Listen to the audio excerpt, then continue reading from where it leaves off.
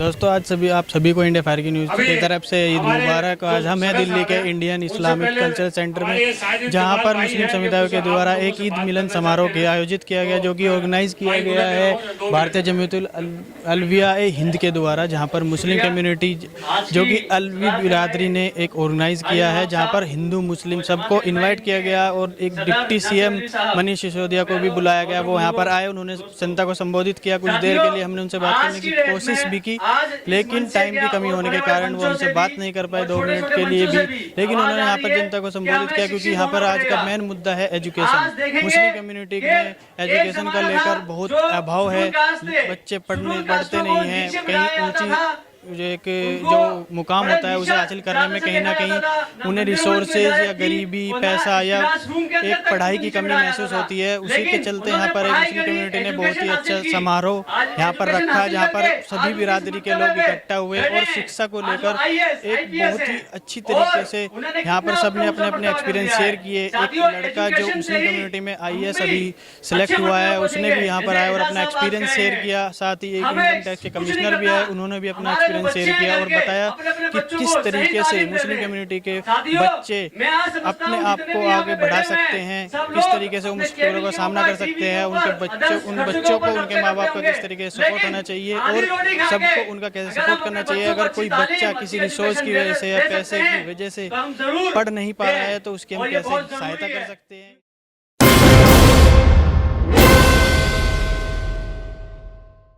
चलिए अब हम बात करते हैं इनकम टैक्स के कमिश्नर, जो भी मुस्लिम कम्युनिटी से ही है, जहाँ पर ईद समारोह जो हो रहा है, मिलन समारोह जो हो रहा है यहाँ पर दिल्ली में इंडियन कल्चरल सेंटर में। हम उनसे बात करेंगे, थोड़ा एजुकेशन से रिलेटेड ही आज का मुद्दा है, तो इसके रिगार्डिंग ही हम बात करेंगे। सर आपका नाम क्या है? मेरा नाम मोहम्मद हनीफ़ है और मेरा ताल्लुक़ इंडियन रेवेन्यू डिपार्टमेंट से है और मैं पिछले 37-38 साल से इसी डिपार्टमेंट के अंदर काम कर रहा हूं।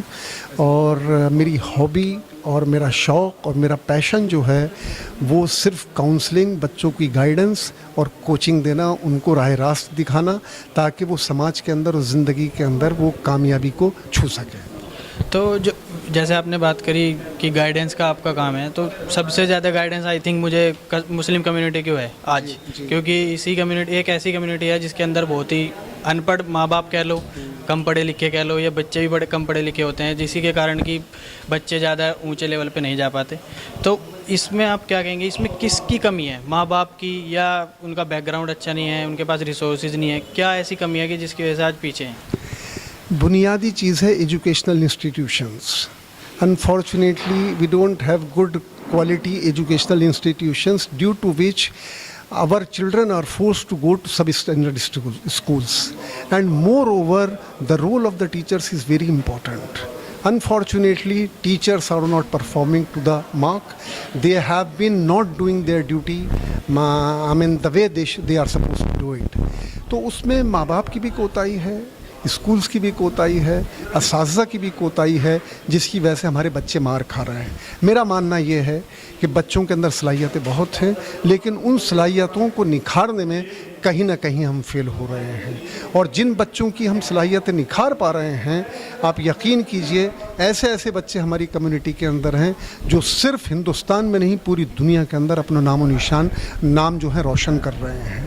चाहे डॉक्टर्स की लाइन के अंदर हों, चाहे IIT के अंदर हों, चाहे वकालत की लाइन के अंदर हों, चाहे दूसरी डॉक्टर्स की लाइन के अंदर हों, मेडिकल की लाइन के अंदर हों।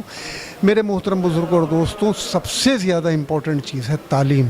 अगर तालीम को हम ज़ील की तरह से हम टारगेट बना करके जब तक हासिल करने की कोशिश नहीं करेंगे, हम दुनिया में वो मकाम जो हासिल करना चाहते हैं वो नहीं कर पाएंगे। तो तालीम जो है, कहते हैं, उससे बड़ा मुद्दा आज दुनिया में कोई नहीं है।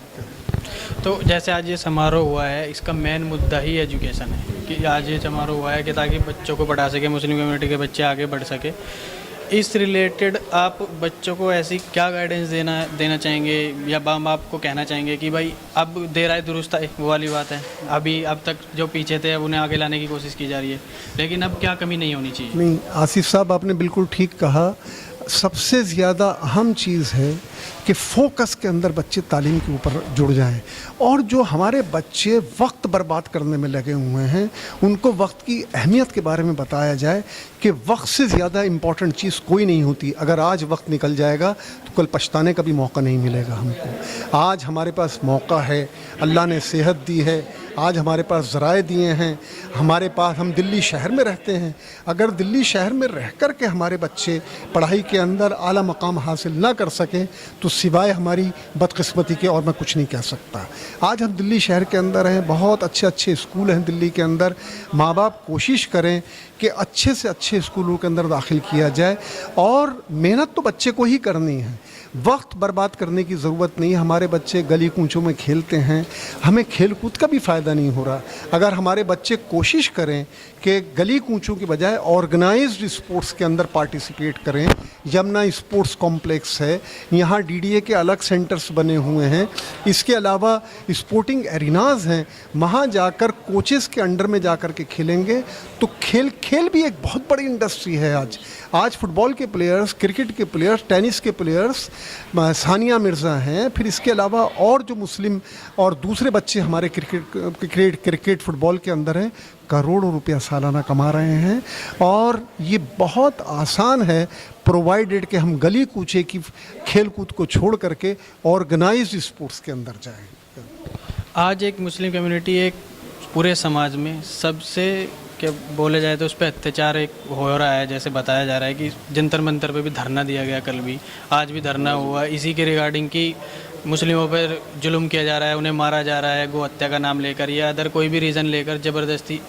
मुस्लिम कम्युनिटी चलो ठीक है, एक उन्हें करा जा रहा है, उनके ऊपर अत्याचार हो रहा है, लेकिन इसके पीछे मेन रीज़न आप क्या मानते हो कि मुस्लिमों को ही क्यों टारगेट किया जा रहा है? देखिए, ये जो बात है हकीकत में ऐसा हो रहा है, और इसका बैड इफ़ेक्ट भी हो रहा है, एडवर्स इफ़ेक्ट्स भी हो रहे हैं। लेकिन मेरा मानना ये है कि अगर हमारे बच्चे, हमारे समाज के लोग जो हैं, इन सारी चीज़ों को छोड़कर, अब पिछले साल पूरी दिल्ली के अंदर एक बच्चा जवाद नसीम जो है वो टॉपर रहा है, वो भी बीजेपी की गवर्नमेंट थी। मैं भी बीजेपी की गवर्नमेंट के अंदर भारत सरकार में नौकरी किया हूँ, मुझे भी राष्ट्रपति पुरस्कार से बीजेपी गवर्नमेंट ने ही दिया है।